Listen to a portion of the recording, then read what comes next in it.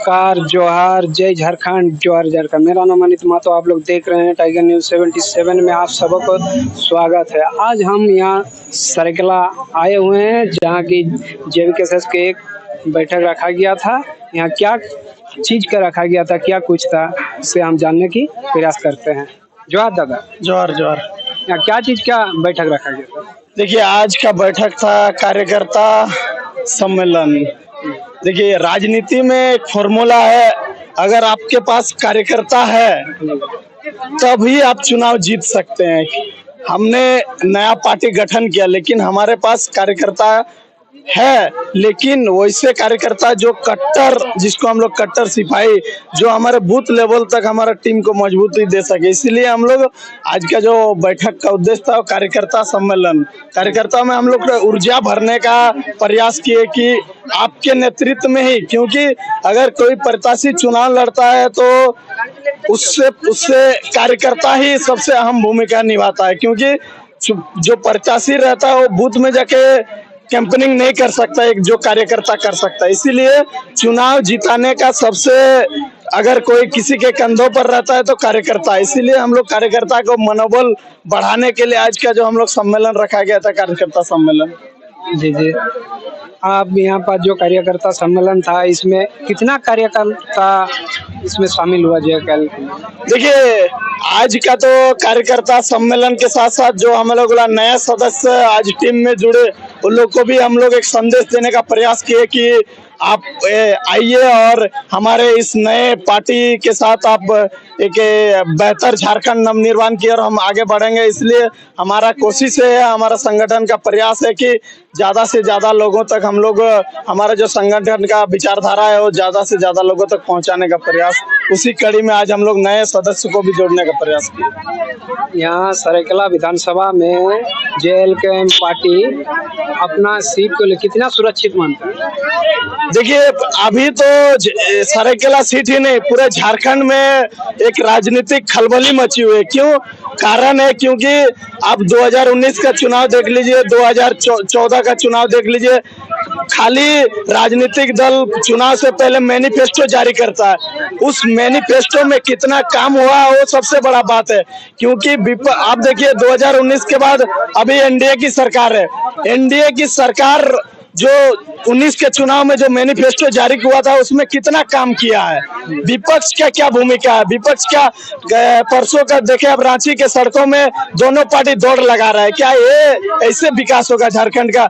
आप सत्ता में आप ये बोलते हैं कि हमको जो सेंट्रल की सरकार है हमको करने नहीं दिया जा रहा है। अरे भाई, आप सरकार में बैठे हैं, क्यों करने नहीं दिया जा रहा है? आपको किसने रोका है?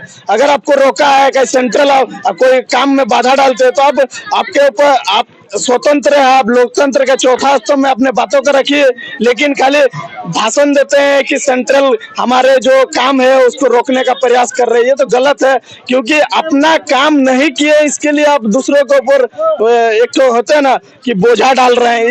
इस तरह की कहानी नहीं चलेगी।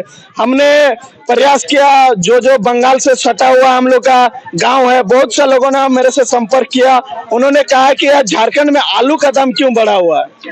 ये सबसे बड़ा दुर्भाग्य है कि गरीब के थाली से आज आलू गायब हो गया है। क्यों गायब हुआ भाई? 50 रुपया आलू कौन खाएगा? सरकार क्या कर रही है? कम से कम आलू, आज जो गांव के हमारे गरीब लोग हैं, आलू अगर 50 रुपये रहेगा कैसे खाएगा?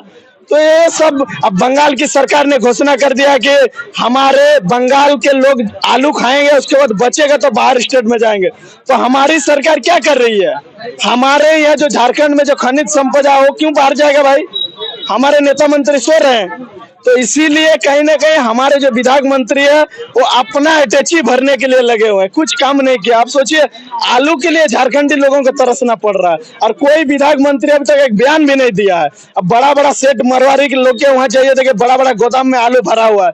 क्यों? हमारे सरकार क्यों नहीं जांच करती है? हमारे जो एजेंसी है, जांच एजेंसी, उसको सरकार क्या करके रखा है? जांच कराए, पदाधिकारी लोग आराम से बैठते हैं, ऑफिस आते हैं, चल जाते हैं। उनको लगाइए इस काम में, जो बड़ा बड़ा गोदाम है उनको जांच कराइए कि आलू काहे बड़ा बड़ा गोदाम में पड़ा रहेगा और गरीब 50 रुपया किलो आलू खाएगा। ये बहुत सा चीजें हम लोग नहीं बोलते हैं। अब देखिए, विपक्ष का जो काम है उसको सदन में रखना चाहिए, लेकिन सदन में कुछ नहीं, खाली जाके वहां देखते हैं इधर उधर पलटी मारता है और बाहर आके बैठ के खाली भाषण देता है। ये नहीं है। सबसे पहले समझना होगा कि विपक्ष में आपका भूमिका क्या है, ये जानना जरूरी है। लोकतंत्र के चौथे स्तंभ के बताइए जनता को कि हमने विपक्ष में रहते हुए सरकार से सवाल कर रहे हैं, लेकिन यहाँ तो विपक्ष भी 4 साल मौन था। अभी चुनाव से पहले विपक्ष जाके रांची के सड़कों में दौड़ रहा है। युवा के नाम पर बूढ़ा लोगों को घुसा दिया रांची में, हम युवा आक्रोश रैली निकाल रहे हैं। इससे कुछ नहीं होने वाला। अब झारखंडी मुद्दों के साथ आपको लड़ना होगा, लेकिन हम देख रहे हैं विपक्ष यहाँ खाली हवाई बात करते हैं। आज आके हम देख रहे हैं जो चिट फंड घोटाला हुआ था उसको प्रभारी बना गया।